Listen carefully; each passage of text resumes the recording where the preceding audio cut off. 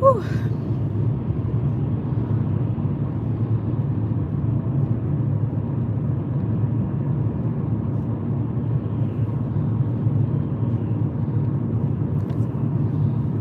Hey there, YouTube. We are going for a Sunday drive yet again. I'm pretty sure I did this last Sunday.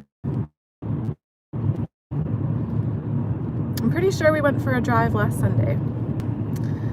So I apologize if there's skips or interruptions for this video.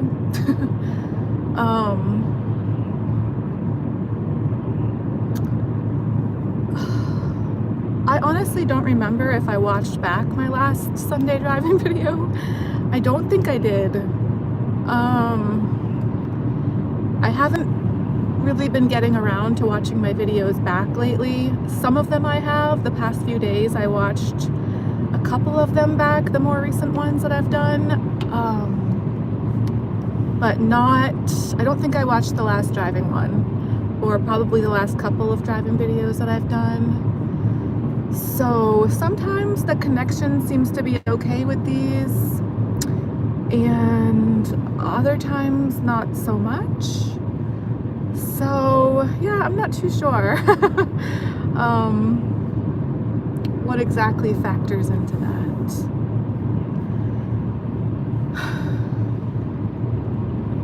Nothing that I try to do on the internet in general seems to go very well or very smoothly. Last night I tried to, well, I'm pretty sure I did technically succeed in doing it. I started a Facebook page for the dancers at the club. We used to have one of those that was run by one of the DJs, but he has not worked at the club that I work at for quite a few years now. So I'm not too sure what became of that page. You know, it was like the page that they did, it was originally something for not so much the dancers themselves, I think mostly like the DJs and the dancers, to kind of try to touch base and talk about club stuff, that kind of thing. I'm pretty sure after he stopped working there, he was the administrator of that page, you know, because he started that page at first a few years ago, but then when he stopped working there, I'm pretty sure he gave the administration of that page over to the other DJ that was working there, who also is since no longer there working at the club anymore. He just stopped working there. Well, I think he got, you know, fired pretty recently. The other one that took over the page, I think he got fired maybe a couple of weeks ago, so that was pretty recent. But even before that happened, I wasn't really seeing anything on that Facebook page for quite a while. I wasn't really keeping up with it, or I never really posted on there because I never really felt comfortable. Just because it was mainly run by the DJs who I, you know, didn't trust.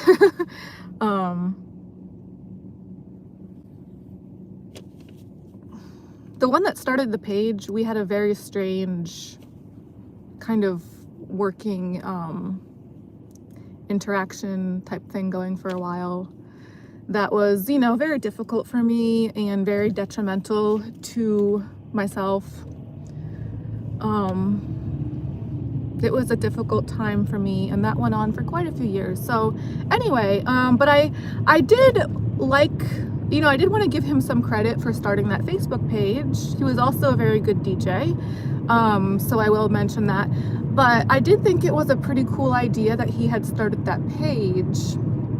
But, you know, just for me personally, I kind of had thought I would be more comfortable being on a page like that and participating and interacting on a page like that if it was more so just for the dancers, rather than like, you know, run by the DJs for the dancers. So I had been thinking for a while now to maybe start a page just for the dancers with that kind of thing. It was actually originally going to be a notebook, because we have what we call a house mom locker at the club. So with the house mom locker, I did not start that. A couple of other dancers did a while back, but I've always liked having that there. And I have contributed quite a few things to it. It's basically a locker that's unlocked where, you know, pretty much whatever dancer wants to can just toss some extra stuff in there, things that they don't use or want anymore. So I've put quite a few things in there, and I've also, you know, taken or borrowed a couple of things out of there before. It's definitely come in handy quite a few times for myself, and I'm sure probably other dancers as well. It's actually pretty cool. A lot of times there'll be like a big box of like tampons and like outfits sometimes, you know, like makeup, just lots of different things that a dancer or a chick might need in her day-to-day or dancing type life. Okay, I'm here at the club now. I am parked on the right side, first parking spot to the right. So anyway, yeah, I was originally thinking about making a notebook for the dancers to add to that locker where we could kind of like write down like which of us are available for ride shares, or maybe want to have a friend to travel with, like a travel buddy, or those of us that might need babysitters for our kids, which I don't have kids myself, but I know a lot of dancers do. Which dancers might want like a platonic kind of house partnership kind of thing for those of us that might not want to have to get married or do that kind of thing all by ourselves. You know, like maybe to have a friend or like a dancer partner to buy a house with platonically. So that's something that I'm particularly interested in. You know, club updates, stuff like that. So I did start that Facebook page last night, which I was really proud of myself for doing. I didn't want to do the physical notebook in the locker because I was afraid that it might go missing or get lost, or one of the managers would come across it and like throw it away. That probably wouldn't happen, but I just never trust anything. And you know, you can get like a notebook for like $1, but even $1 feels like a lot to me, especially these days. So, you know, if I were to spend the money on a notebook or donate a notebook of my own, I always need notebooks. I'm always taking notes. So if I were to do that and donate a notebook to the club locker and just have it be out in the open, I would just be really anxious about something happening to it, you know, it going missing.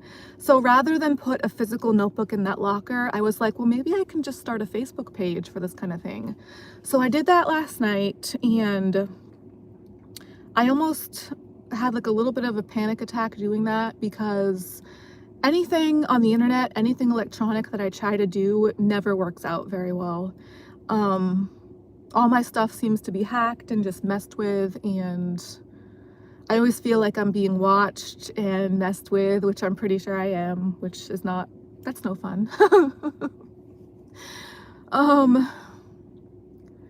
And yeah, I actually hadn't been signed in on my Facebook for a while because, you know, anything that I try to do online, again, messes with me. So my Facebook had kicked me off, like kicked me out, signed me out.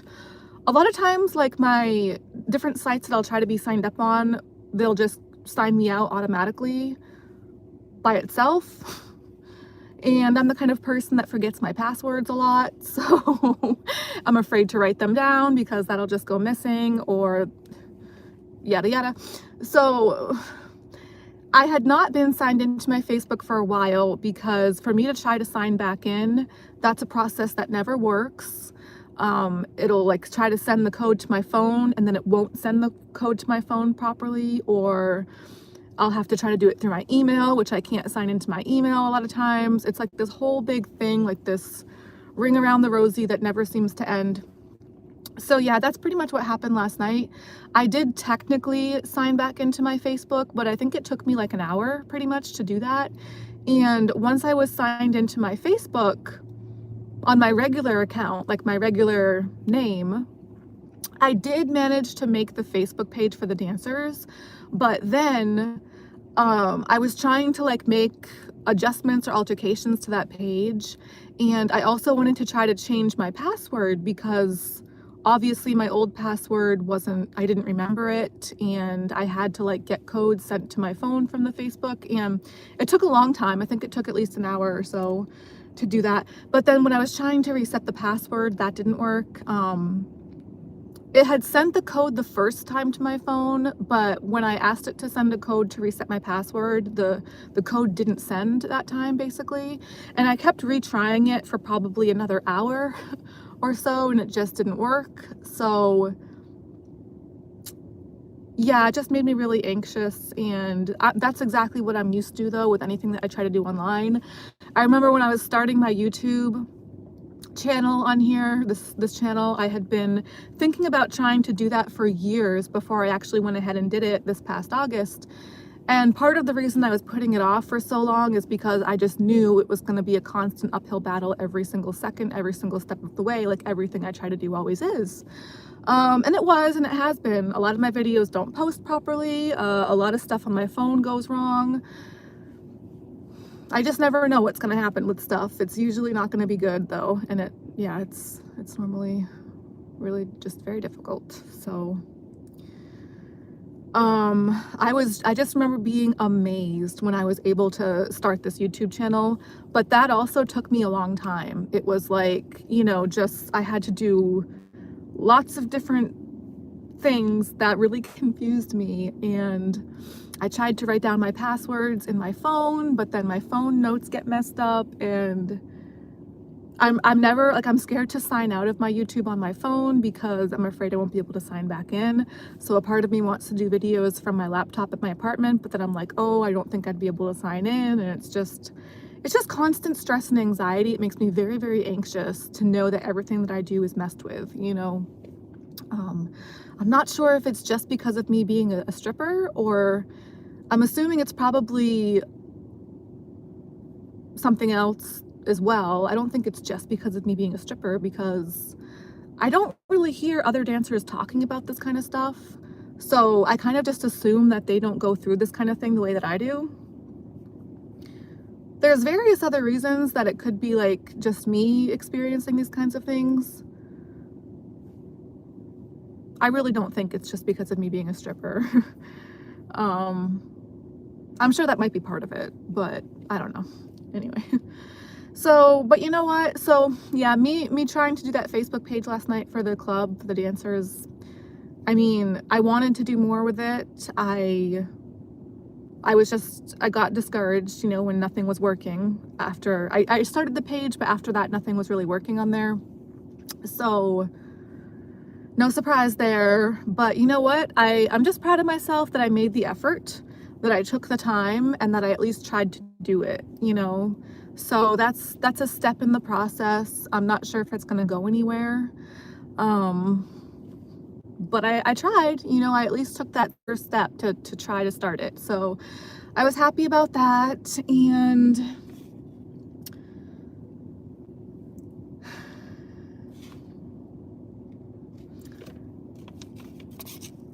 let's see, I have 40 minutes, 39 until I have to sign into work. So recently I did a video with my dancer friend Taz, and something that I noticed, I mean, I had already noticed this about myself many times before, but I seem to have this really annoying thing that I do where I interrupt people when they're talking. And I know a lot of people probably do that. They seem to in everyday conversation or, you know, stuff like that. But it is a pet peeve of mine. And especially because I try to tell myself not to do that. Because it's a pet peeve of mine, I don't want to be that kind of person. And the thing about Taz, there's a lot of things that I really like about her, but another thing, one of those things that I really like about her is that she's somebody that has a lot to say, it seems like. And, you know, she's very well spoken and very intelligent. And when I ask her questions doing the interview style videos that we've done before, I think we've done 3 of them so far. We just recently did the 3rd one. But it's like, you know, her answers are not short and they're not just kind of like boring one-word answers. When I ask her a question, she actually has usually a pretty lengthy, detailed answer, which I love because I love details. And that to me is part of what gives a great interview, when the person you're interviewing like really has a lot to say and a lot to like add and contribute and details that they can go into for their answers. So I noticed that like I did watch that video back. That's one of the ones that I have watched back recently, and there were a couple answers that she was starting to give me for the questions that I had asked her where I kind of cut her off, and I wish that I hadn't, because even when I was watching the video back, I was like, because I didn't get to hear her full answer. If I hadn't, you know, interrupted what she was saying, then I would have gotten a longer, there's stuff that she was going to say that I didn't get to hear her say. And now I'm like, well, what was she going to say? And yeah, I'm upset with myself about that. But I think part of the reason that I do that, not intentionally, but it's just the way that my brain works, like even here on my YouTube, just doing videos by myself, my brain goes off in so many different directions at once, or just in general. Not literally at once, but it goes off in many different directions just all throughout the time that I'm talking or thinking or whatever it is, etc. And so when she's giving me an answer, because it's usually not very short, it's usually more of a lengthy, detailed response, part of what she starts to say will trigger something in my brain that I either want to add on to and say, like, you know, comment about myself, or it'll spark another additional question that I have for her. So I think I want to get those words out of my mouth kind of right when they come to me so that I don't forget them. Because I feel like if I don't say them then, as she continues to talk and give more of an answer, she'll say more things that'll remind me of other things, and then I might forget that first thing that I had that I wanted to add or that I wanted to also question her about. So the more of an answer that she gives and the more words that come out of her mouth, the more thoughts are adding up in my brain, and I can't keep track of them. You know, I can't sort them out, especially because I'm used to having notes. So especially when I don't have like a pen and paper to write them down, I'm trying to like in the moment keep them like pending in my brain as best I can.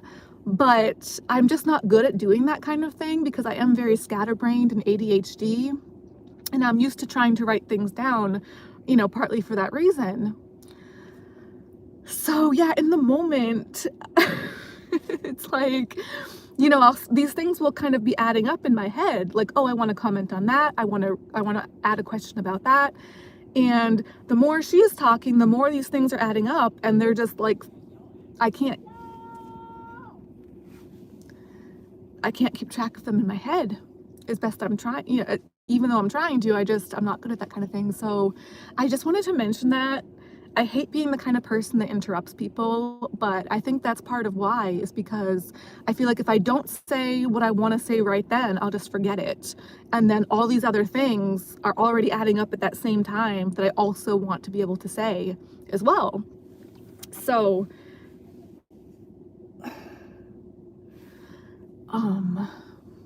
anyway. Oh, and then towards the end of that video, I had asked her, I was like, so do you want to interview me next time? And she was like, yeah, but I already have another piece of paper of questions that I want to ask her, because listening to some of her answers did already spark new questions that I have for her now. So also, I'll be honest, I am very anxious about the thought of being interviewed by somebody else because I don't know. I've never been interviewed by anybody before. Nobody ever has really seemed to care about what I have to say, how I think, how I feel. Like, nobody's ever cared about that at all, as far as I can tell anyway. But also, it's like I already share so much of myself here in my YouTube. Like, I overshare, obviously, like a lot of times way too much TMI and, you know, deep, dark, personal things that I probably shouldn't be putting out there on the internet. But I don't know, it's just my nature to be kind of a dum-dum like that sometimes, I guess. I don't know. So I just feel like anything that she would ask me, I would have probably already given an answer, like beforehand, or I would have already probably talked about that here on my channel. But then what if there's something that I haven't, that I don't want to share about? I've said a lot of very personal stuff on here.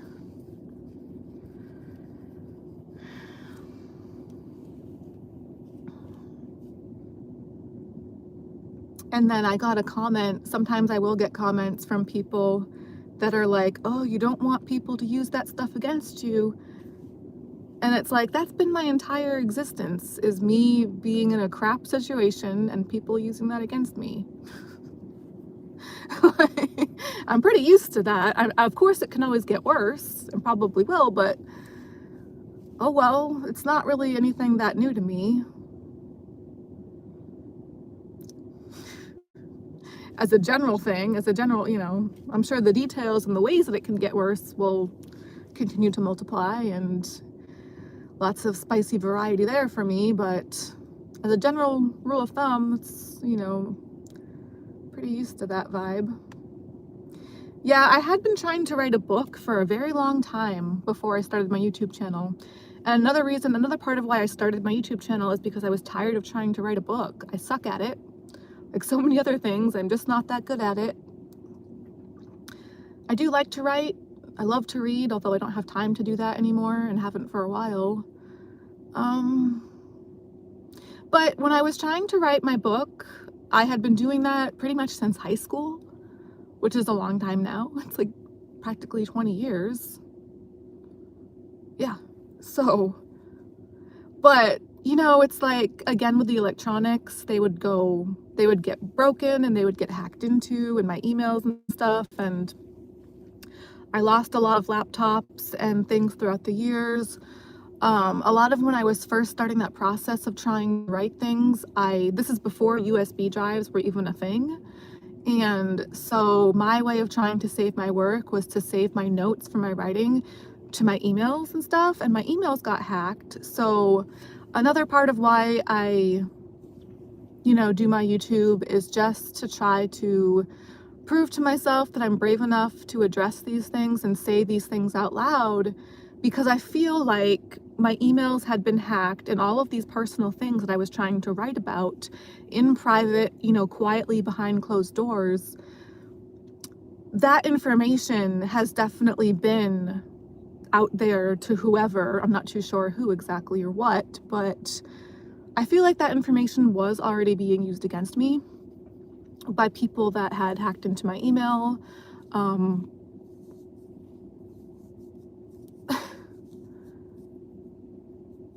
Gang stalkers in the adult industry, or I don't know exactly who or what, but definitely people that were using it against me or have been. So that's already been a thing for quite a long time. And yeah, I was tired of just like dealing with that and experiencing that kind of thing all by myself, just in my own mind and in my own private world. Like, not private, but private in the sense of I didn't feel able to talk about it out loud or address these things in a public, open way. So to try to do that, to prove to myself that I'm brave enough to do that, Whereas whoever has been using these things against me, you know, I feel like they've pretty much been doing it like behind the scenes, like in a kind of cowardly way. Like, if I don't even know who or what this has been that's hacked into my emails and that's been using this stuff against me, well, yeah, that's kind of cowardly then. If they can't even show who they are, show their faces, have accountability for their name of who they might be or what this might be. Whereas for me, it's like, damn, I'm right here. I'm out there. I'm saying this for anybody to come across. I just don't care at this point because it's already been so awful. You know, it's already been so difficult. And at this point, it's just, I'm at least trying to talk about it. Writing is so slow and so quiet. And so for me, it was like, yeah, being behind these locked, closed doors, like in my own little dark, private world of torture. So at least when I do my YouTube videos, it's when I'm out and about in the real world. You know, like I do all my videos from my car because it's when I'm out and about doing stuff with the rest of my day. I'm not just doing these videos and then curling in a ball and crying about it. You know, I'm doing my videos usually the days that I work or the days that I'm also running errands and doing things that I have to do. So it's just a part of my day. It's just a part of my life to do these videos. And it's in the midst of doing all this, like, you know, just real everyday stuff that I also have to do. It's not just me locked up behind a closed door, just like, you know, typing away by myself, this stupid, torturous crap, like it is with me trying to write. And it had been like that for so long until I started this channel and tried to talk about this stuff out loud, just using my voice in an audible, you know, saying the words rather than just trying to quietly type them out onto paper. You know, it's just saying them out loud. So I also kind of wish that in the comment section people would ask questions for Taz and I that they would come up with. Like I've seen a lot of other videos on YouTube where the viewers seem to leave comments that have questions, like really interesting, fun questions, but that doesn't really seem to happen on my videos so far, which kind of sucks, but oh well. Not much I can do about that except I guess try to mention it and verbally encourage people to do that if they can come up with anything, if they would so choose or want to. I think that could be fun. But in the meantime, I have tons of questions for Taz. I have a 4th round pending, you know, right here on another piece of paper that I have. So, and Paris too, if she would want to come on in the future. I think that would be fun. I've only been able to do one video with Paris so far. But she did, I had asked her to, you know, try to get an update for her with her channel that she said she's going to be trying to start for the new year. So I asked her a few days ago if she had gotten around to that yet, and she said she had done some of her introduction videos, or I guess at least one of them so far. So she was talking about starting a cooking channel here on YouTube for her, you know, for her YouTube, and I guess she has technically gotten around to that, to starting off that process. So I told her whenever she's ready, if she wants to let me know what it's called, I could maybe put it in the comments in my videos or mention it in one of my videos to try to let people know. That way, you know, to try to get some other people started off on her channel too. And I'm not too sure. I haven't seen her introduction video yet, but I'm excited to hopefully sometime in the future. I think that would be a lot of fun to see and to watch and stuff. So, and yeah, I'd love to do more videos with her here on my channel as well. But I think she might be a little bit shy. I don't know. I'm trying to coax it out of her, you know, as we go into the new year and stuff. So let's see here.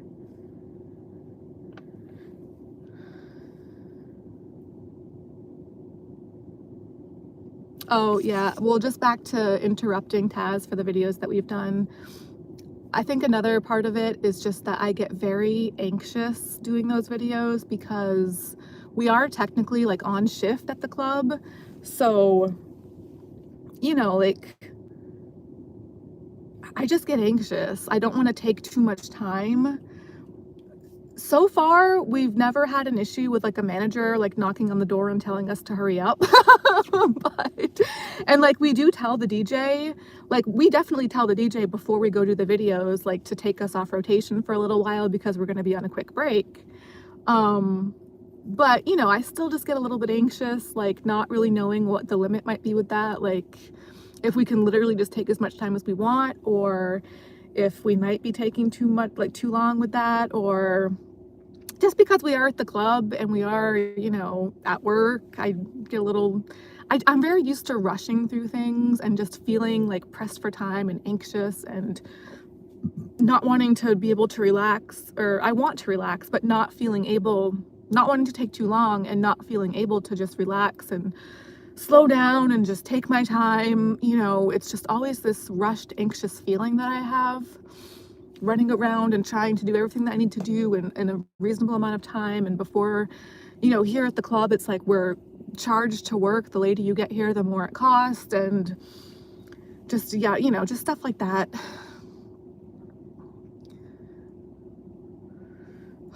But anyway, but it kind of, you know, it does get me thinking about just everyday conversations that people have with one another in society, and how interesting would it be if more often when people were speaking with one another, if they let the other person talking completely finish what they're saying.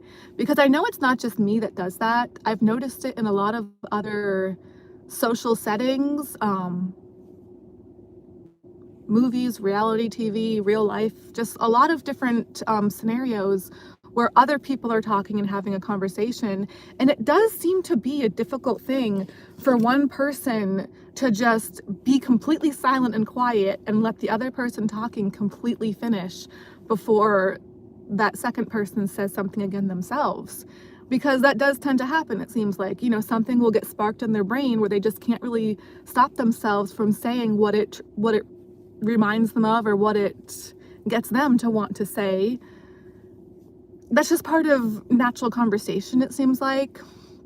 But I think it seems to me like an interesting concept to really maybe every now and then try to make more of a point to really consciously try to stay silent when somebody else is speaking to you or around you, and just fully let them finish what they're saying before you say something yourself. It's actually, it doesn't sound like it would be that difficult, but in practice, at least I know for me, it's a very difficult thing to try to do. It doesn't sound like it should be that difficult, but in practice it is for me. And I think for other people too, probably a lot of times. But it's like, just imagine what we're all missing out on, what we're not fully hearing, or what we're not hearing at all from the other people talking, because we just don't let them finish, you know. But yeah, for me personally, I just know that I don't want to forget what it was that I was going to say. And we're kind of, I don't know, trained, encouraged, that kind of thing, to have very short attention spans, it seems like. So if we don't say what we want to say right in that moment, it is kind of just natural or human nature to forget, because a lot of people are rushed and pressed for time, and their brains are going in a million different directions at once. And, you know, they know that in a few minutes or in whatever amount of time they got to go do this or they got to go do that. Or like being on YouTube even, it's like you're watching a video and every few minutes, a lot of times you get an ad, you know. For me, when I'm watching a video, it's like I'm trying to pay attention, but my brain is also thinking about other things in the background. So I'm not really always hearing what the video is saying. Or even if I am, then there's an ad, which sends my brain in a million other different directions, even though I skip the ad as quickly as I can, or I'll try to mute the ad as quickly as I can, you know, both really. But then when the video comes back on, I have to rewind it a little bit to get back so I can, you know, fully hear what they were saying there without that interruption. And it's just, you know, we're a short attention span of society for the most part. We're not really allowed to really actually pay close attention to things. Unless it's for bad intentions, I guess. I always feel like anyone that would pay attention to me or would care about what I have to say, yeah, they'll be able to focus on that and pay real close attention then if they're like trying to target me and take advantage of me. That's an exception, apparently, but otherwise it's like, I don't know.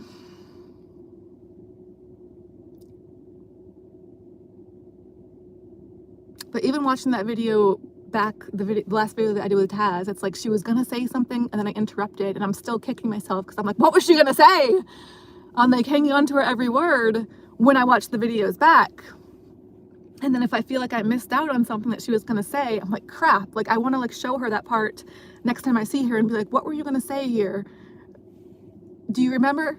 Because I wanna know. I'm so sorry I interrupted you. Anyway,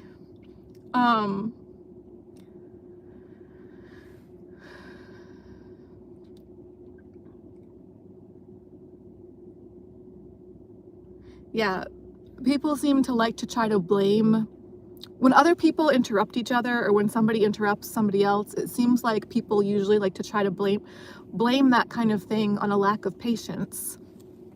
But you know, like, oh, you're interrupting because you need to work on your patience, yada yada, which I know for me, I always have had an issue with patience.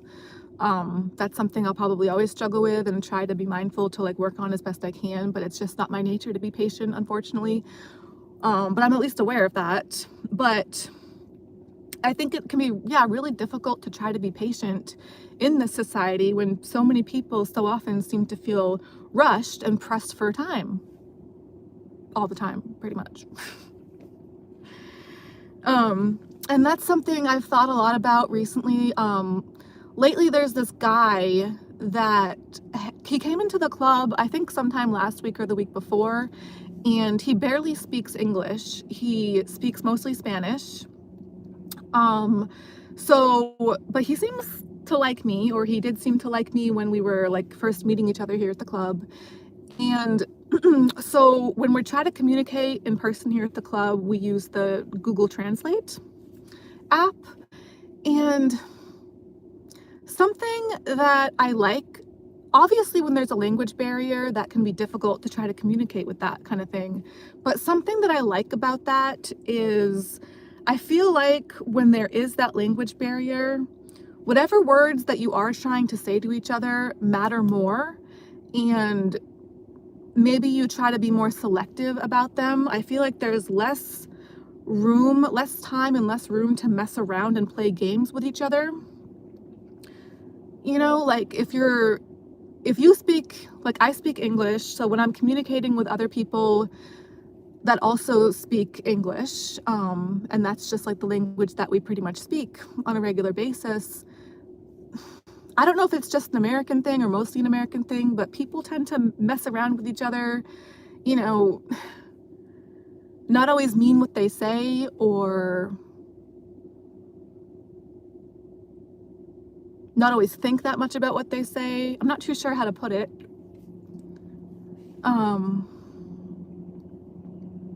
But when there's a language barrier, there's really no room for that. There's really no time for that. Whatever it is you're trying to communicate to the other person, you try to find those words in as simple and as short, as quick of a way as possible.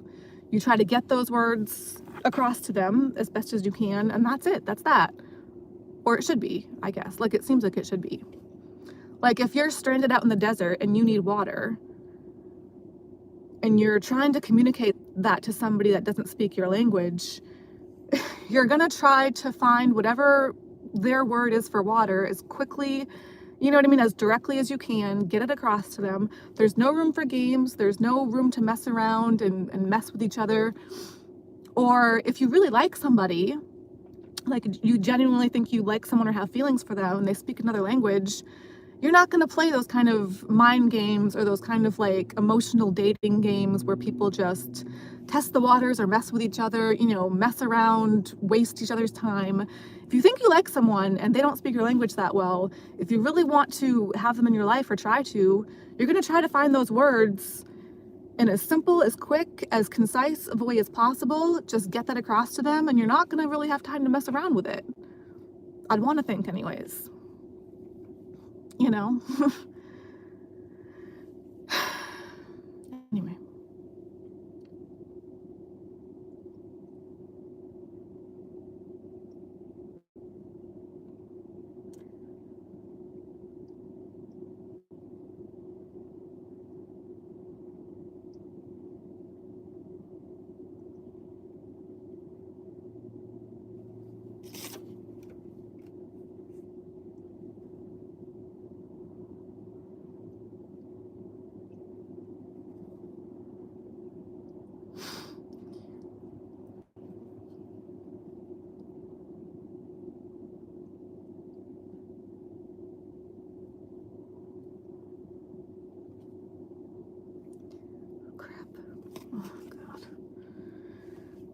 I don't have very much longer before I have to go sign in. The past couple of videos I've just left the camera running and gone in to do it. I think it looks kind of funny when I just have like that purple guy in the background just sitting there by itself for a moment.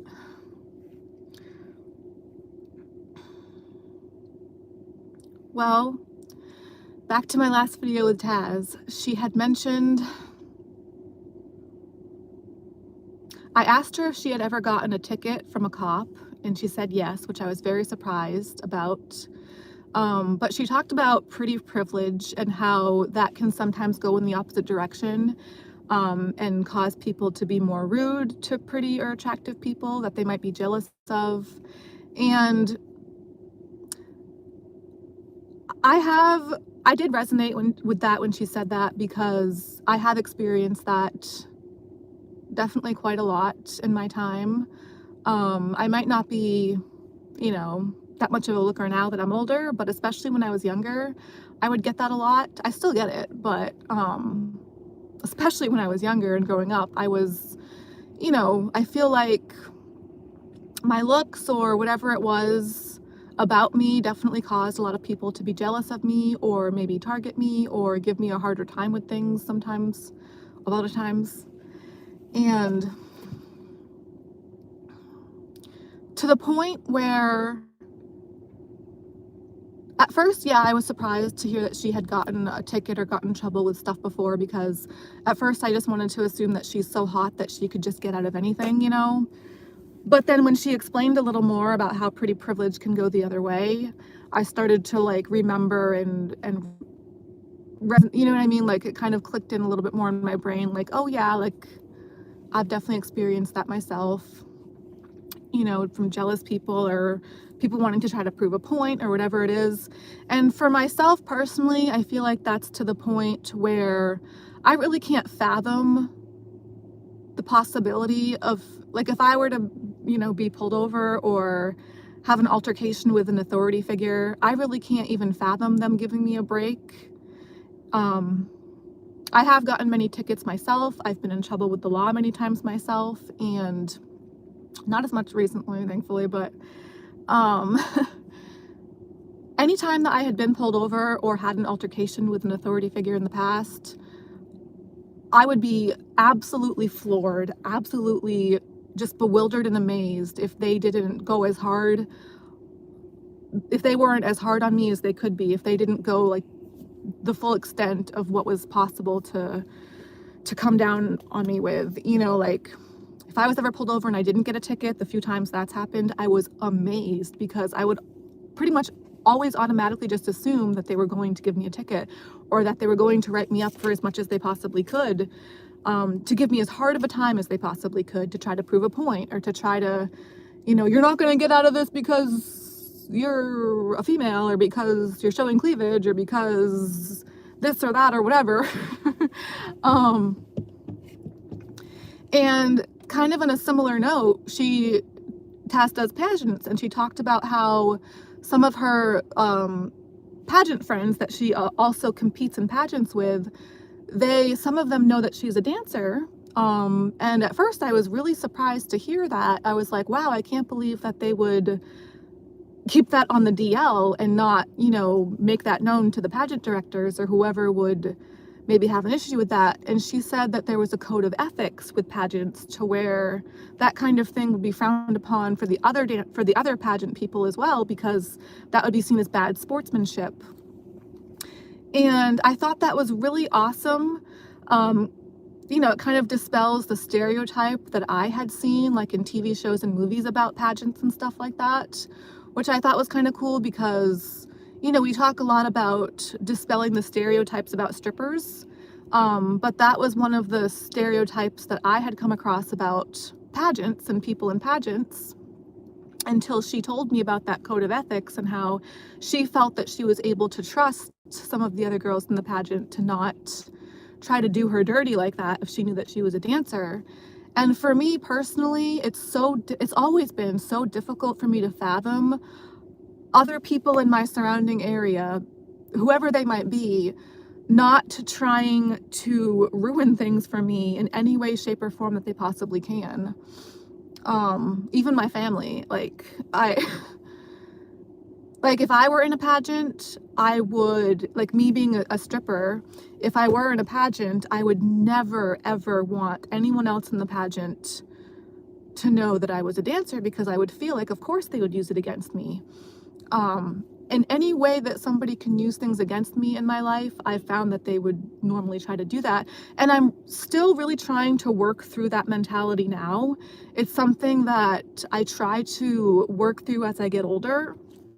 But all throughout my life, and particularly when I was younger, and also when I was first starting dancing, I think the club where I dance now is better with this now. Like, a lot of people have maybe evolved as time has gone on, but especially when I first started dancing many years ago, and back when I was in high school and in middle school and kindergarten, like back when I was younger, especially in my earlier days, throughout those times, I felt like I was targeted and bullied, and people would just try to get me any way that they could. Like really going out of their way to try to bring me down, to try to use things against me, to try to hurt me, to try to target me, to try to harass me. And a lot of that has gone on to this day, not so much with females anymore, but well, now it's like me being a dancer, I notice stuff going missing from my car and my apartment and my locker at the club. So I don't know if that's like some kind of stalker that, because I'm a dancer, like if it's a guy now that's doing that, or multiple guys, or gang stalkers is like a concept that I've been made aware of recently. So, I don't know. I always feel like it's just so I can barely wrap my mind, I can barely even begin to fathom the concept of anybody not using anything against me that they possibly could, not doing whatever they could to really give me a hard time as much as they possibly could. It's,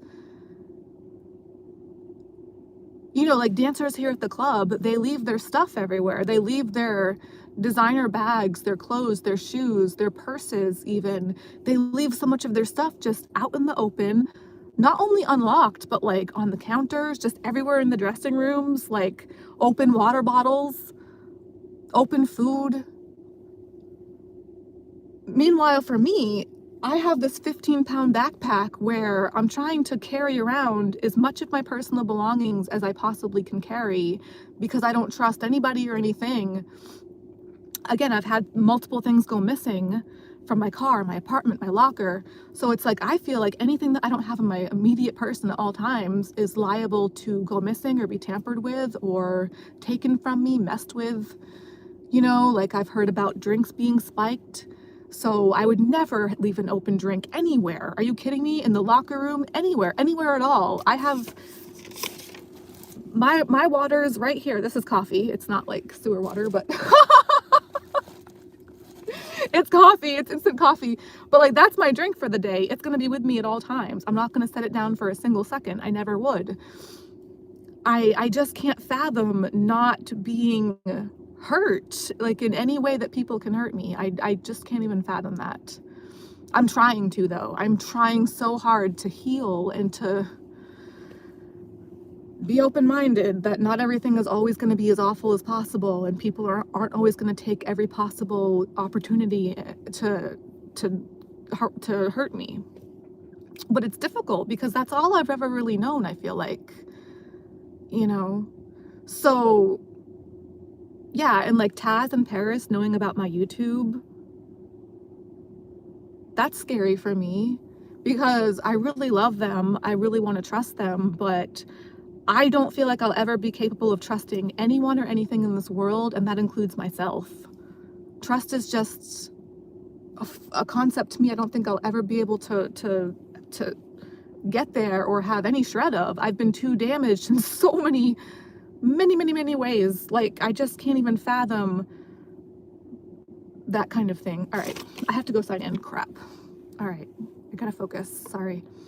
This is gonna be shut off. Crap. Oh, this is annoying. When I first started here at this club, we didn't do this. But of course, like pretty much anything nowadays, it's this whole ass process to sign in here with our entire souls every time. Our fingerprints, literally our fingerprints, like an app we have to go on. It's ridiculous. So I'll be right back. Oh my God.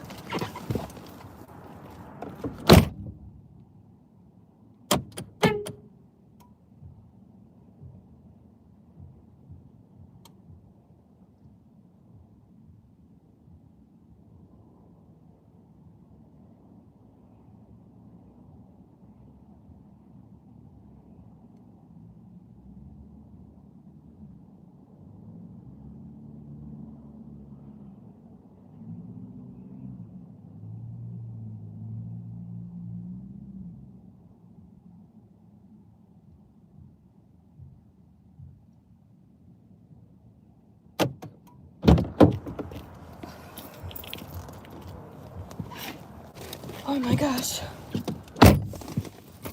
Oh, okay.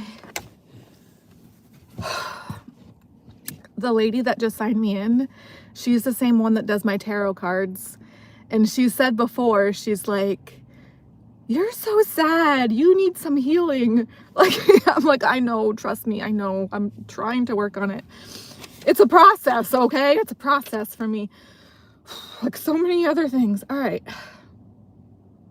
Well, like even now going in there, I'm like, I have so much fear and anxiety and dread to go into this shift tonight because the manager that's working tonight, he put on the smoke stuff last week that I'm allergic to, and you know, he knows I'm allergic to it. I've asked him to turn it down before in the past, and you know, it's just one of those things where if people can mess with me, they usually will, it seems like. So it's almost an impossibility for them not to.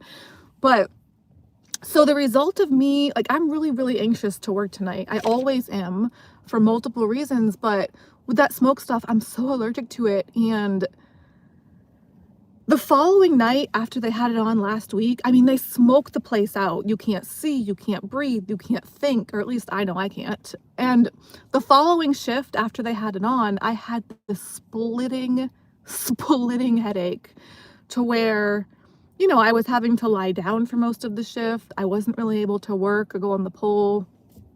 And at the very end of the night, I fell down the stairs. So yeah. So I'm really dreading this shift in particular.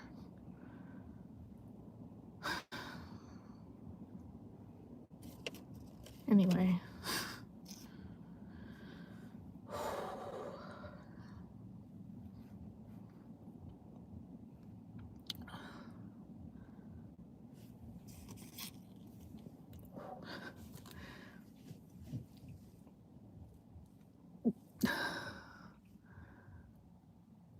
So yeah, I don't know. I've talked a lot before about distrusting humans and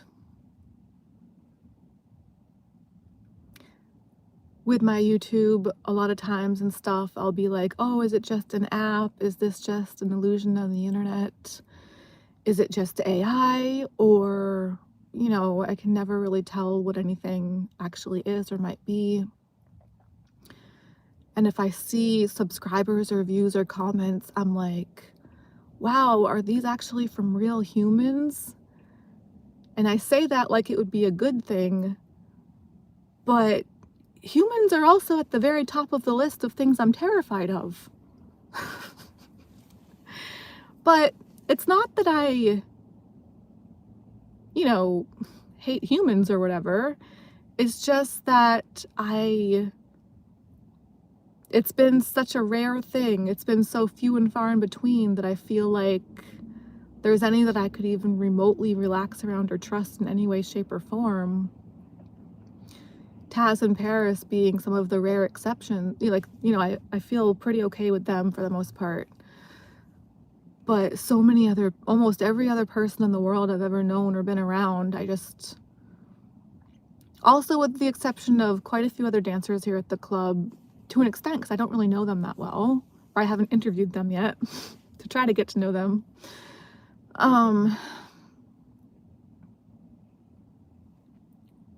But, you know, I want so much to believe that it's possible that some people out there are actually good, decent people with good, decent intentions.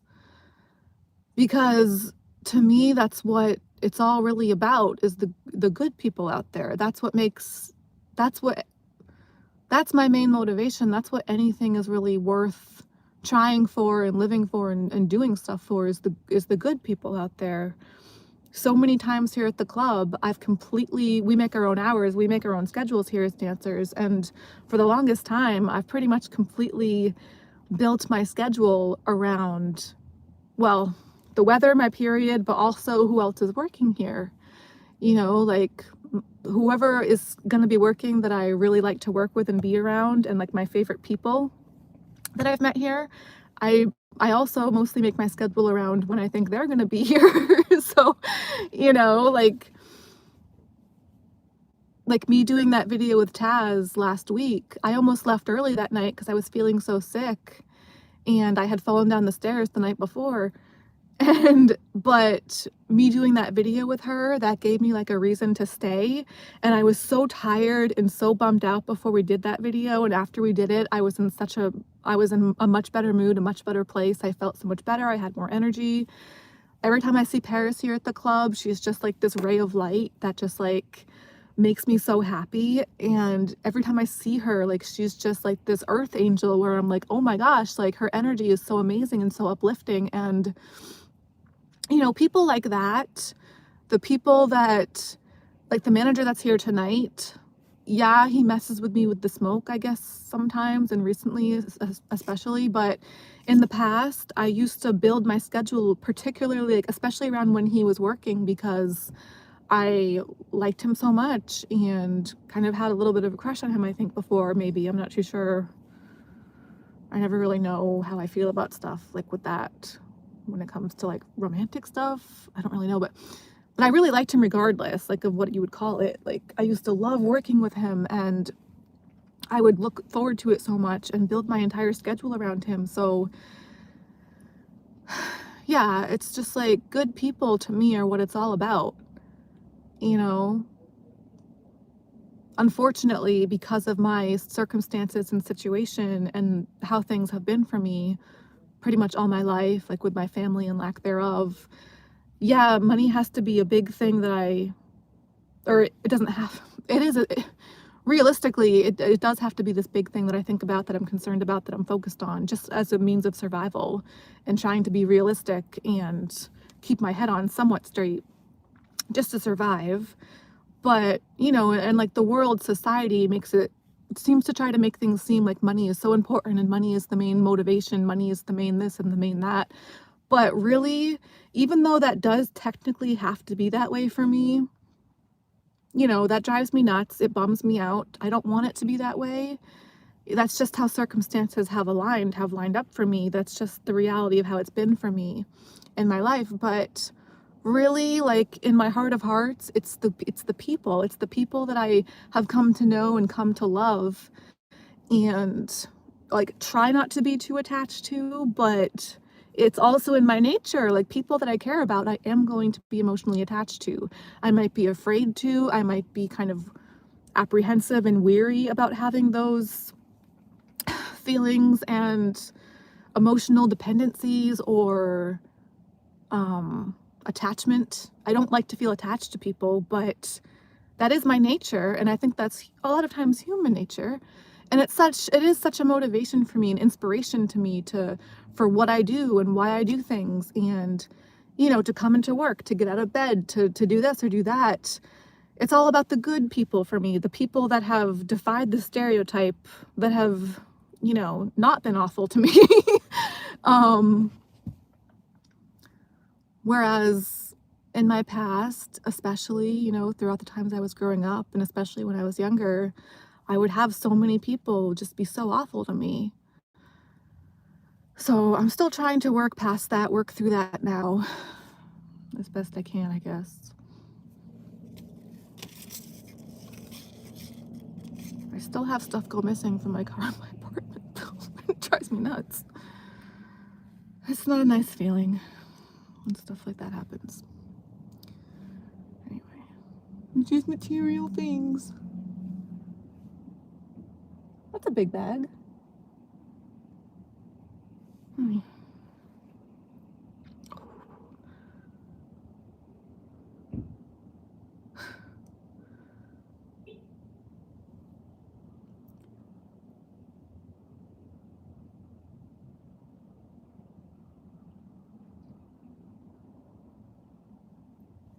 Oh yeah, well, also, oh God.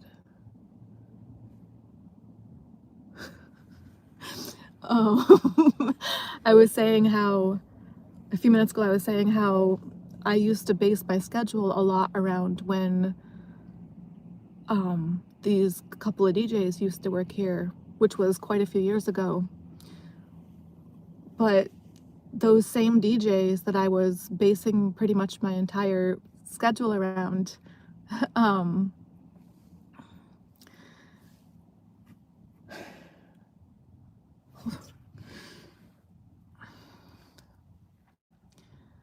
they were also really, I feel like they were also really taking advantage of me and actively causing me harm as well. So that sucked. Oh man.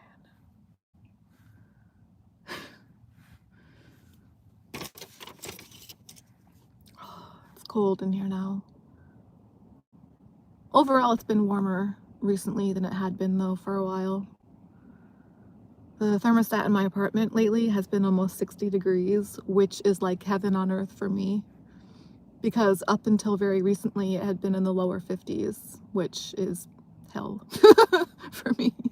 So for it to go from lower 50s to almost 60 is like, that is just heaven. It is like one of the best things that could possibly happen for me right now.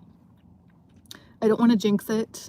It's only January, so obviously, that can change. But for now, as far as me coming into work today, it was a much better process than it normally is, because yeah, it was a lot less freezing cold in my apartment and just a lot less freezing cold outside and that kind of thing. So yay. That's something nice, very nice. That's something freaking amazing. Crap. But yeah, my car's off now, so it is getting a little bit chilly. It's also getting dark out, but the sky looks nice right now. There's a lot of birds over there. Holy crap. Anyway, I think this is almost all that I have on these notes.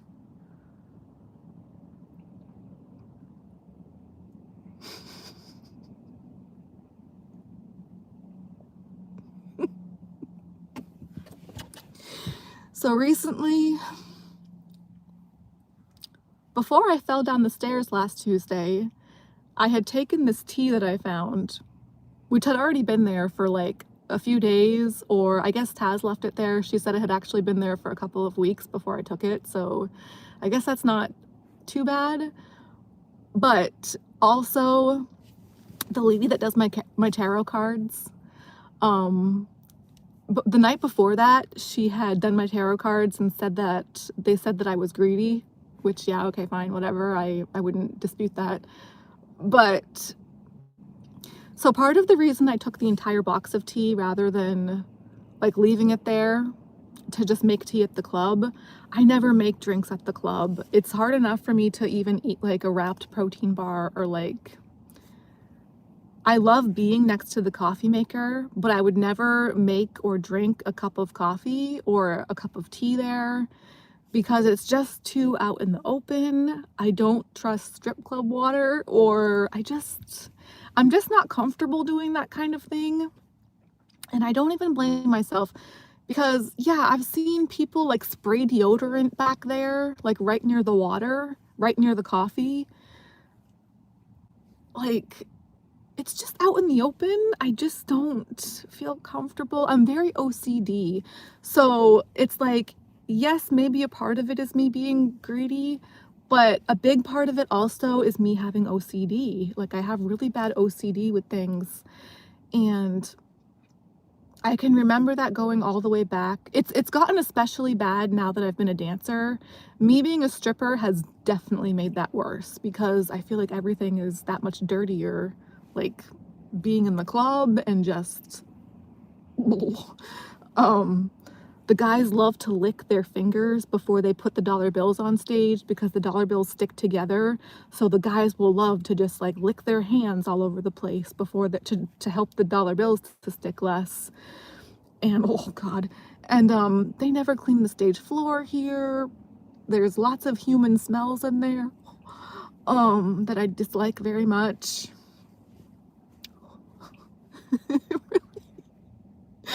It's like, if there's anything to like help kill your appetite and if you want to go on a diet, just think about those things, or just go experience what that smells like in there sometimes, a lot of times, anyway. But so it might be like, you know, being greedy, and it might just be probably also a lot of the OCD. So the OCD has definitely gotten worse in my time being a dancer, but it also is something I've struggled with for most of my life. It goes all the way back to when I was a small child.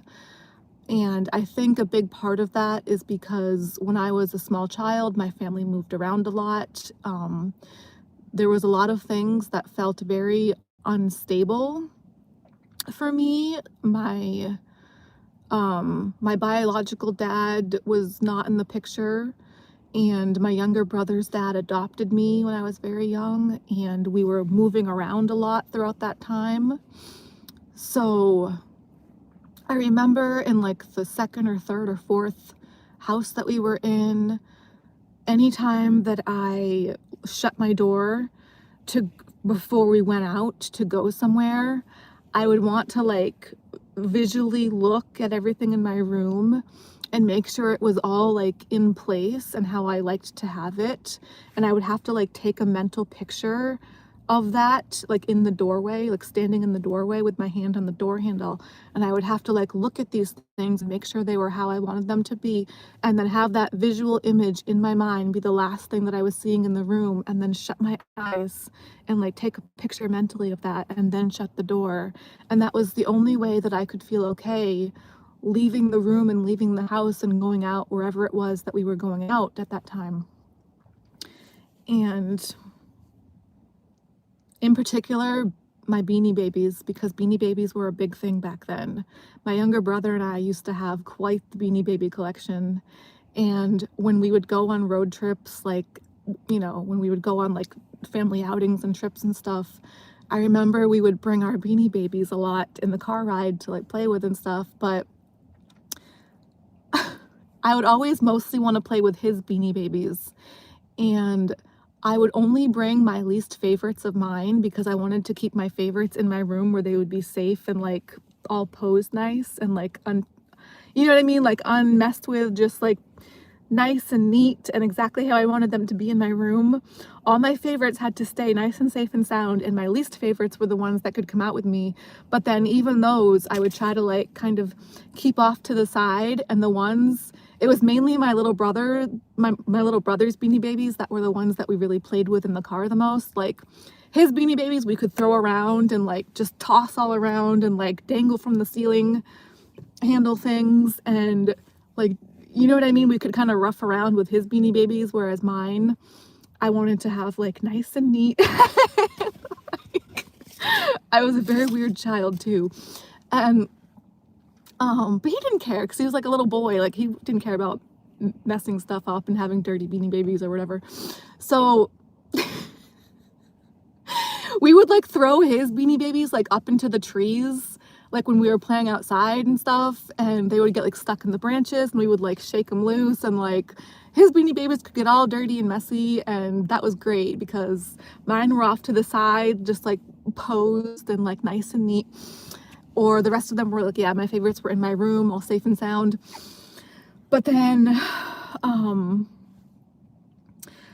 oh yeah, and I remember like one time there was this friend of mine that had like, we were at her house because her mom used to babysit us a lot, and I remember one time they brought out this like collection of beads, and they were so messy, these beads. Like they had like all these hairs and like little bits of fur and dirt like all stuck in them. And I just remember thinking like, why are these all so dirty and messy? I would never want my bead collection to be like gross like this. Even playing with hers like that, I didn't like it because it just felt like gross. But a lot of times, yeah, like I would try, I guess, to like keep my stuff nice. Even when my friends came over to our house, like I would try to like, you know, keep my stuff nice and neat, you know, like orderly and clean and just nice and like maintained well. But I guess at some point I kind of like eased up a little bit with that. Because we did move around a lot, and I wanted to try to like, you know, make new friends and have people like me and yada yada. So the last house that my family had before we were really like fully grown, my younger brother and I, so we had lots of different houses growing up, but the more recent one that we had, the last one we had when I was in high school, I remember there were a couple girlfriends that came over to that house to hang out. And I kind of, at that point, was trying to let go of trying to like have everything be so nice and neat and well maintained. So I was really trying to share a lot of my stuff with them and a lot of the stuff in my room, which honestly, like, I want to try to give myself some props for like trying to be like that, but it didn't really have a good result because I remember they broke a lot of my stuff. And, like they really did like go rough on it and mess it up. And one of my friends at the time actually broke my bed because she like jumped on it, and I don't know, she just, I guess, wasn't being that careful. And that particular friend was a little bit heavier set, and I remember my mom would like kind of make fun of people like that sometimes, which I didn't like. I was never like that, you know, like I never really wanted to like, you know, judge people by their size or like their looks and stuff like that. Or I don't remember ever being like that. I don't think I ever was. But my mom kind of was sometimes. And I remember she kind of like, I don't know, she gave that friend of mine kind of a hard time for breaking the bed.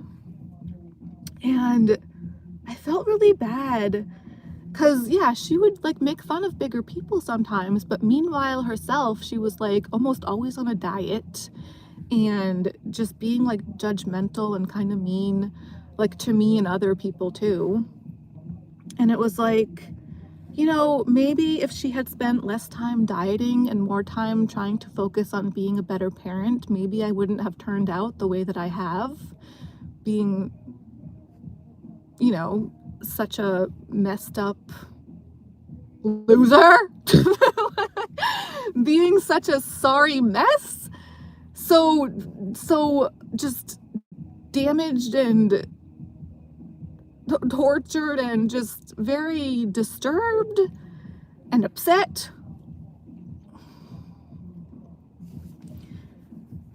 Because yeah, a lot of times it's like she would be busy buying stuff on home shopping networks and, you know, special skincare products, special diet products, whatever it was she was getting. She would buy a lot of stuff, and I don't even know where she was getting that money, but whatever, that's her business, I guess. But but it's like, meanwhile, while she was doing that, this particular same friend of mine that had broken my bed, at one point we were, you know, meanwhile my mom was doing that kind of stuff, meanwhile that girl and I, we were planning on like planning out how to eventually try to cancel ourselves in that same house. And, you know, if that house, if my room had been getting messed up, if things had been getting broken and messed up there before, the day that we did eventually try to cancel ourselves there, the way that we went about that and that whole process, that definitely messed up that house. That definitely broke some things. That trashed almost the entire house when that happened. And yeah. We ended up throwing my computer out the window, or she did actually. She threw my computer out the second story window of the bathroom. We broke the smoke alarm. We boiled our cell phones on the stove. It was a big mess, especially when that happened.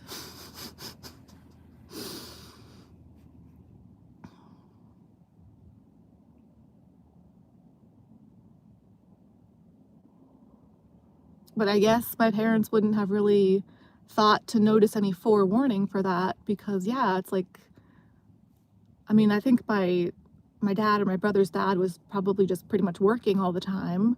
But then my mom was like working, but also just like on the computer buying all these things on these home shopping networks on the internet, and I don't know whatever she was doing, but it was a really weird time.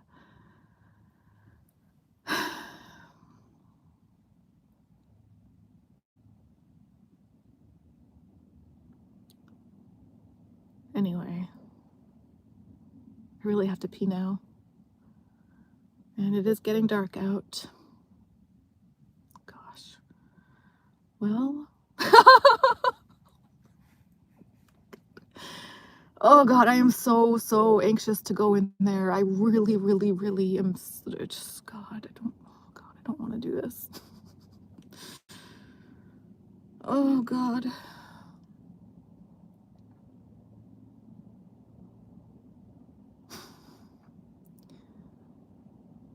Well, I'm gonna go in though, anyways. I already signed in technically, so anyway.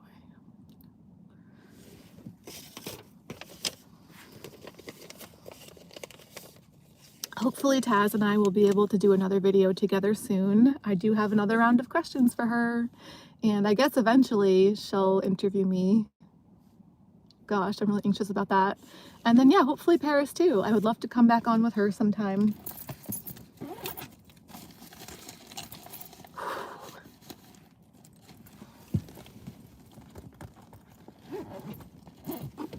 I was trying not to push her too much. Because yeah, I think she's like kind of shy, but she did mention it herself last time when we were texting about it, so hopefully she'll feel ready. Hopefully she'll feel up to coming back on pretty soon, because I think that would be fun. Whew. And yeah, I've done 3 interviews with Taz so far, but I've only done one with Paris so far, so maybe if Paris feels ready to come back on again sometime, I could use some of the other questions that I've asked Taz to ask Paris as well. Anyway.